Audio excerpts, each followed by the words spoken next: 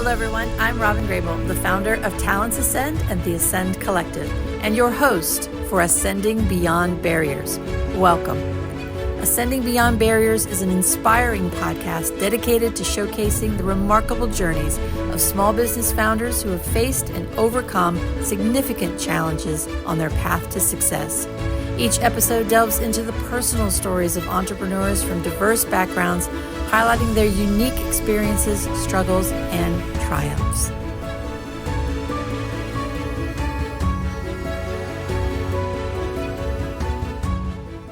Today, we're honored to have Loya on with us. He's a decorated Marine Corps veteran, Purple Heart recipient, and mission-driven entrepreneur. After 10 years of service and 4 deployments, Ryan co-founded Meritorious and Meritorious Foundation with his wife, Catherine, helping veterans thrive through reintegration, leadership, and opportunity. A U.S. Coast Guard licensed captain and certified powerboat instructor, he also launched Meritorious Charters, a Florida-based adventure company creating purpose-filled careers for veterans on the water.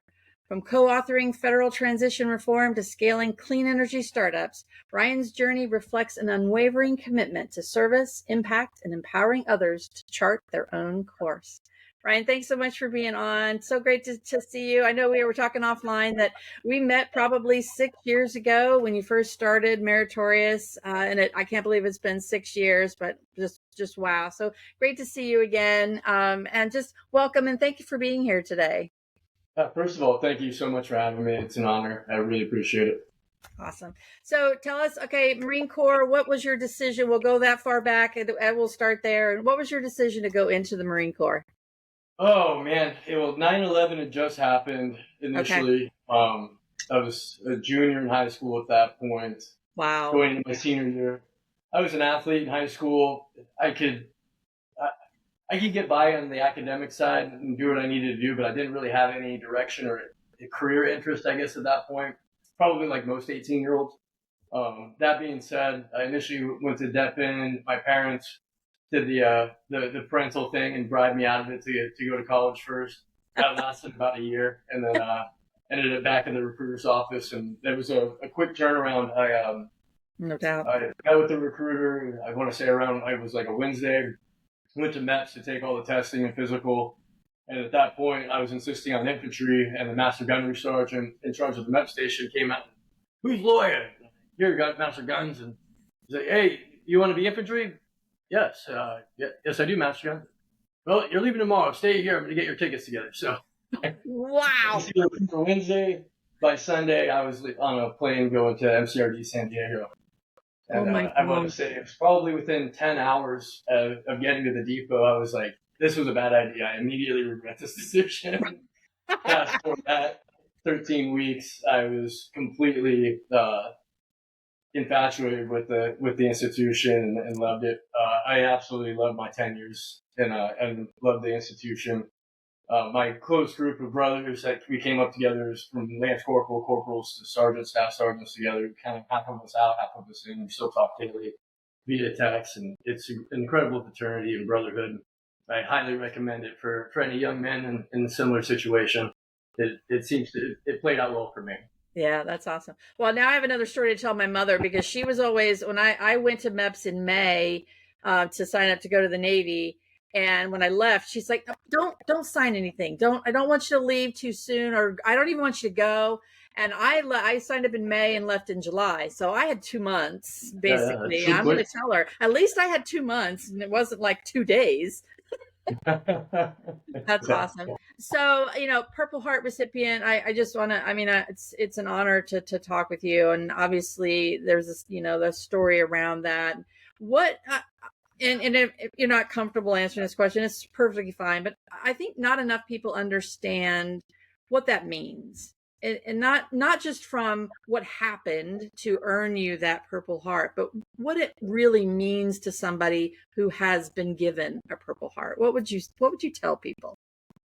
Oh, the joke of it is it's the enemy marksmanship award. But that being said, for me, and I've told the story many times in speaking engagements, so I'm happy to do that. But the symbolism it's really about service as a whole. And when you sign up, and I think we've lost as a Yes. little bit generationally.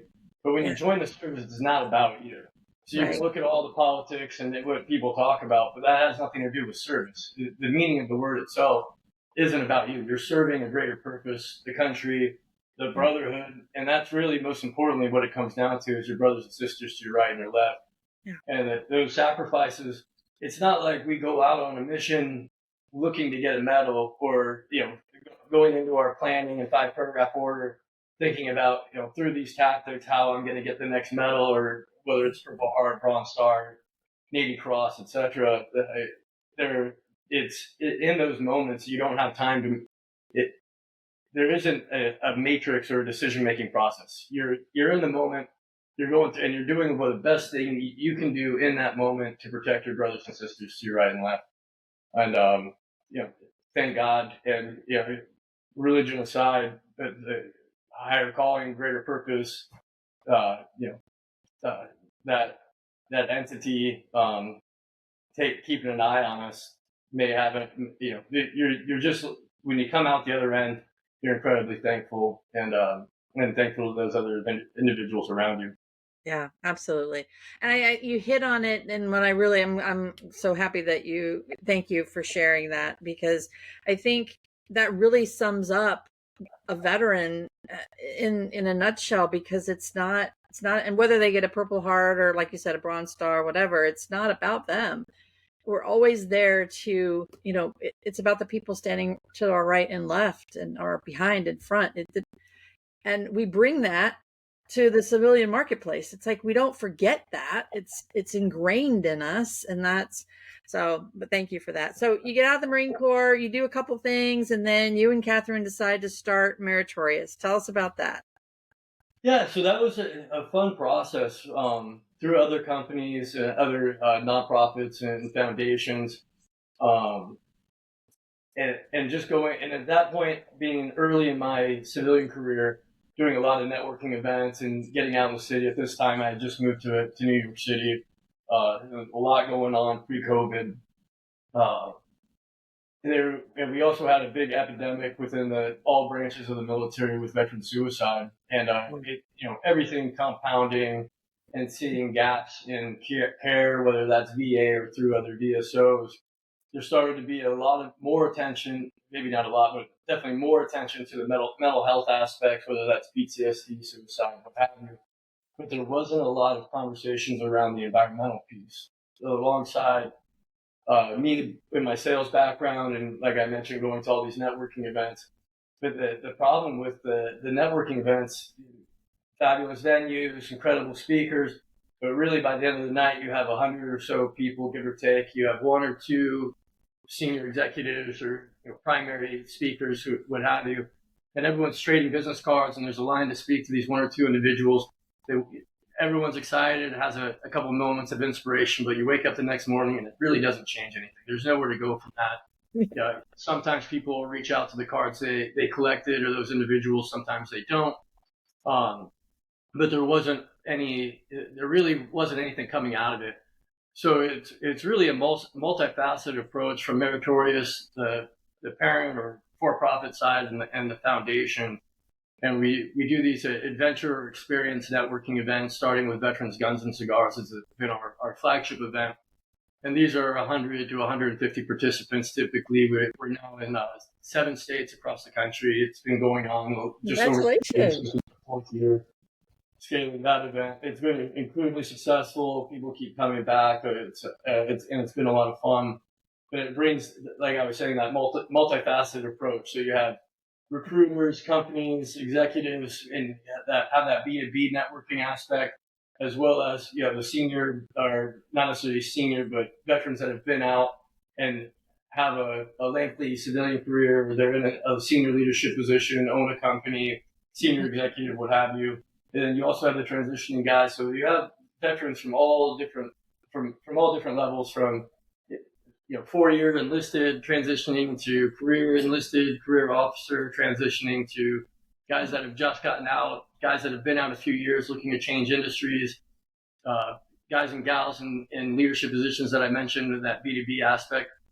and you put them in an environment where they're having fun. They're put in squads and groups of people that they may not know on a day-to-day basis, and out of that comes a number of different relationships and opportunities, and it's been very, very successful. So coming out of that, now going to a smaller platform, smaller venue, more intimate, with Veterans Fishing and Cigars that we're launching. We'll have our first charters coming up in August. Nice. So that's only going to be 2-3 veterans, and then 2 executives or mentors, and they'll have a fully they'll have lunch. Everything's fully funded, and then a 4-hour charter with myself where they can talk and go through the A to Z of it, and be able to have some fun and hopefully catch some dinner while they're doing it. So Nice. that's the new event, the new spinoff we're raising for now. Wow. I saw that on your LinkedIn profile. That's awesome. So I think for me as an introvert, I absolutely hate, and I don't like to use that word, I dislike going to networking events, because you walk in the room and there's hundreds of people and they're clumped in, little whatevers, and you're like, I don't know anybody, and I don't feel comfortable walking up to a group of people who are already chatting, and interjecting myself, and I know I'm not the only one that feels that way. So I love how you've created opportunities for people to be in a group without feeling like they're, not supposed to be there. So that's awesome. There's that piece, and we all have that shared experience of being in the military, regardless of branch, if it's enlisted or officer. And even aside from that, for those introverts, we do and still currently run. We'll have the next one in August. I'll try to get the dates before we cut loose, and I'm sure we can post that. Yeah. We run virtual events, and those also have virtual networking tables. So while we have short keynote speakers, 5-10 minute speaking, maybe 15 minutes at most, but then during the virtual events, we break out, and there are virtual tables, and we'll let the participants know, this table is recruiting, this table mentorship, XYZ. And so there is that also, if that's more comfortable. And then the nice part is with the SaaS platform with Meritorious at meritorious.us, free membership is very, very similar to LinkedIn. You can imagine LinkedIn for veterans. Yeah. So even after these events, say you lose a card, or you put someone's phone number in wrong, or you just forget to get someone's number leaving the event, you can go and join for free to Meritorious on the platform meritorious.us. We have geolocation features, DM, live feed, the small business network for veteran entrepreneurs or veteran startups. They can post their products and services there. And then the micro communities for whether it's large corporate companies like Verizon and their veteran ERG group, to have a micro community and engage with other veteran ERGs in the industry, or for other nonprofits and DSOs to have their own community and branch out, share resources, share tactics, and also have a place for beneficiaries to meet and discuss things, get together, and stay in contact. So we've built this system A through Z. So at any point through your journey, you can connect with someone, connect with a mentor, and be able to continue connecting with other veterans across the country. That's amazing. That is very cool. Yeah, congratulations on that. And you're 6 years old now, so congratulations on that. What was one of the hardest parts about starting the company? Oh, I mean, where to start? Right? I think there's a lot of challenges with entrepreneurship, personal and on the business side of it. I think with every small startup, especially for those that are bootstrapping, you have the financial challenge, right? Like your capital, operating capital, what your run rate looks like, what your current EBITDA is, how you're going to get from the red to the black, how you're going to pay your bills. That's an extremely scary thing for people. And there's the typical ebbs and flows in life. Those still happen. You can't count those out. So you really have to be steadfast in your initiative or what your vision is. And there's a lot of founders that are phenomenal with the vision, but not putting the pieces together. And I try to tell everyone that kind of goes on this journey, and really just in business in general, it really comes down to execution. Yeah. You can have all the great ideas in the world. You can plan. You can have all of the charts and neat graphs and build beautiful decks and a beautiful website. But unless you execute, you're not going to get anywhere. And not everything's going to work. Fail fast, fail forward. We all hear these little sayings or whatnot through the years, but what it really comes down to is executing. And then when you're making a mistake or if something fails, oh well. More often than not, especially in sales, you're going to lose. It's a losing game. It's that 10% that you win, you got to make count. And when something works, pour gas on it and keep going. That being said, specifically for us, I think, again, bootstrapping and never having a real capital injection, the visibility and marketing side, that can be incredibly frustrating at putting that formula together sometimes, and where to put money, where the spend is worth it, where it's not. I've never been a big fan of the play-to-play engagements.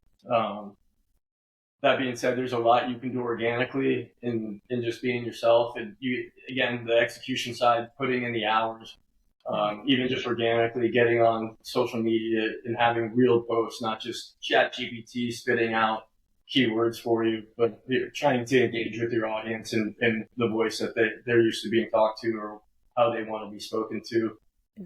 Data and analytics is incredibly important. Never do anything just off the cuff.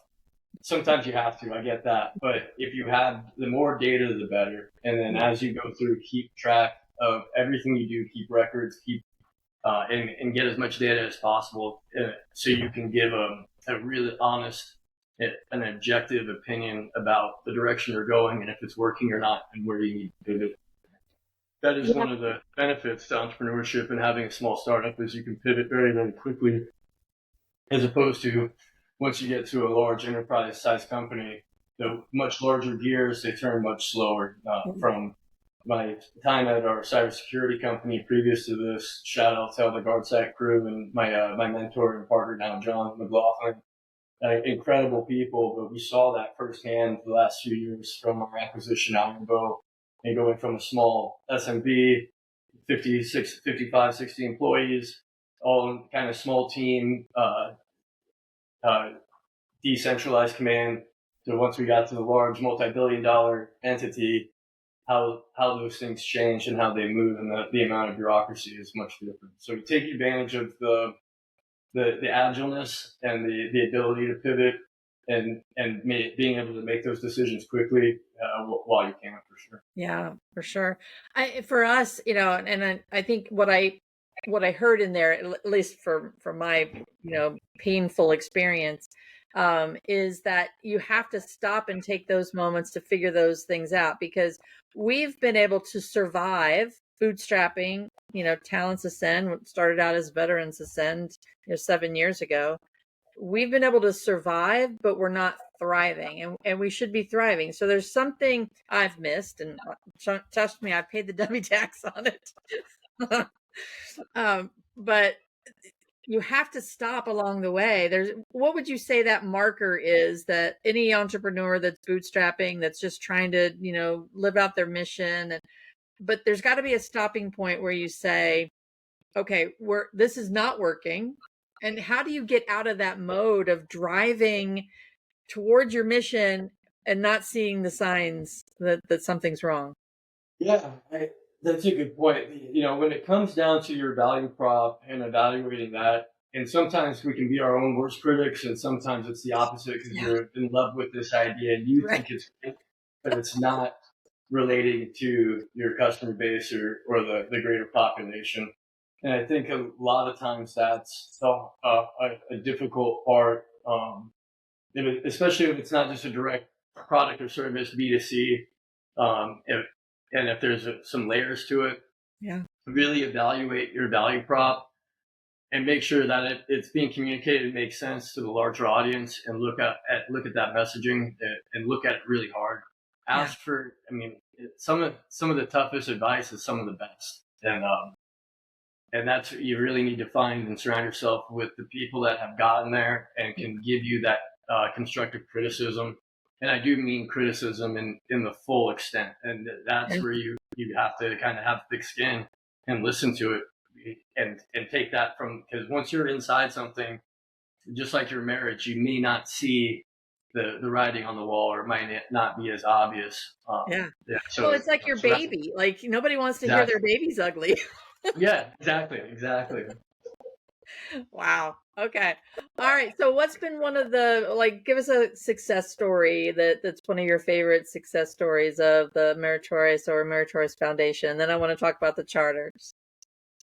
Oh, I mean, just seeing the events grow, and Yeah. when we go to the events now, it kind of going into year 3 and year 4, seeing the same faces and hearing the comments, like, "Oh, when's the next one?" Or especially the new people, like, "Oh, this is amazing. Is there another one next month?" Like, "Oh, it's next year. I'm glad you had fun." There's a lot of room to continue to scale, but for us to do multiple events per city, we need to start high. It just comes with scale.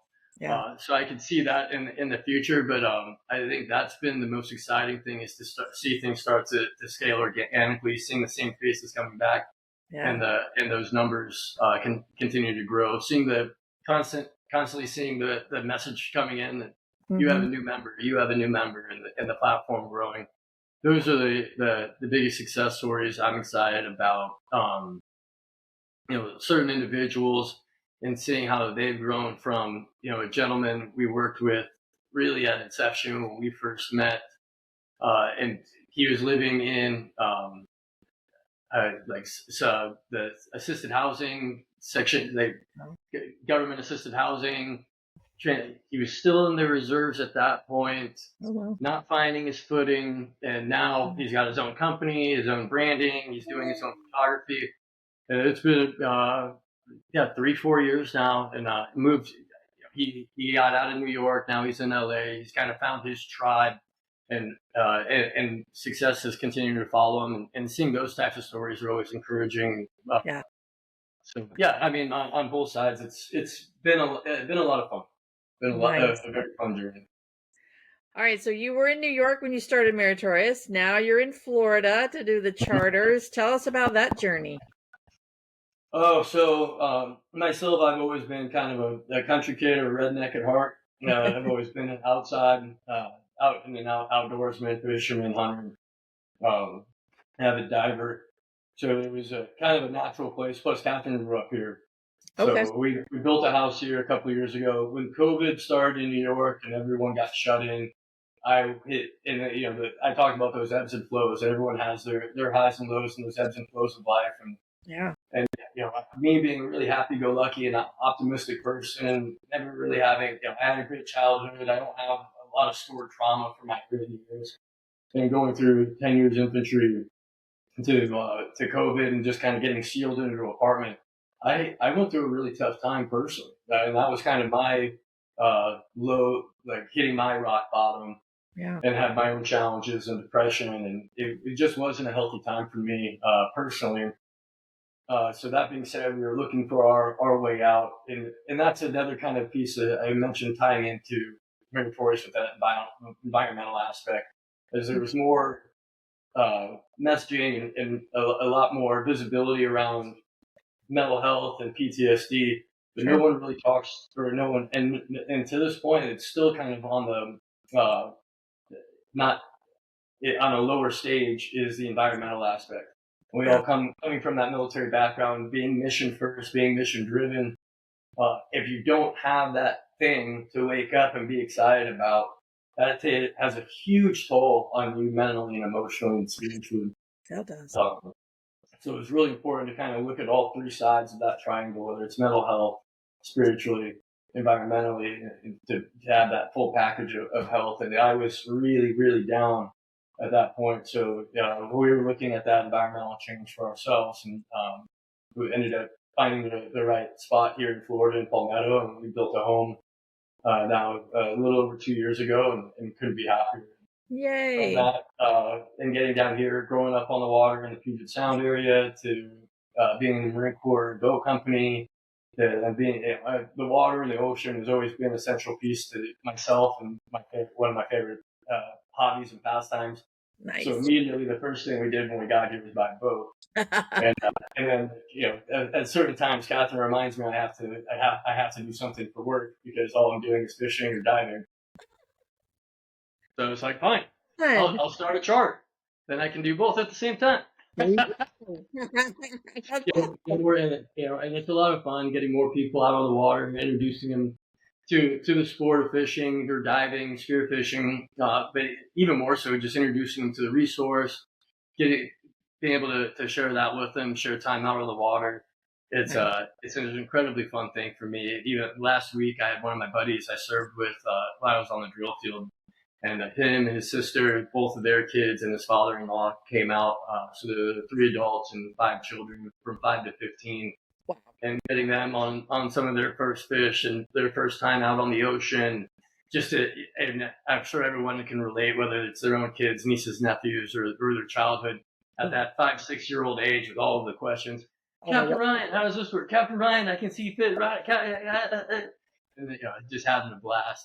Those are the moments that it's more of a reward than anything else, is getting to share those resources and opportunities with other people. Absolutely. That's amazing. Well, first of all, we are very grateful and thankful that you came through that dark period of your life and things have turned around for you. And I think that's another important message for people to hear. It's that it's okay to need help, but it's okay to go through those times and figure out how to come through them, because I think there's such a stigma still around mental health, even though it's come a long way. But people need to talk more about it. People need to know that it's okay to get help. I think it's just sad that people feel like they have to go through it alone or they can't reach out. But very, very happy that you made it through and you're here and you're doing charters. It's so cool. And I love the new mission, taking out, just senior leaders and veterans and getting those together and then that more, close setting. So that's phenomenal. Well, we are unfortunately out of time. I'd love to talk more about it because it's just so fun. But thanks you so much for being here. Thank you for all you're doing. And I look forward to what the next 6 years brings. Absolutely. Thank you so much for having me. And please take advantage anytime you're in the area. I'd love to take you guys out on the boat and have some fun as well. Absolutely.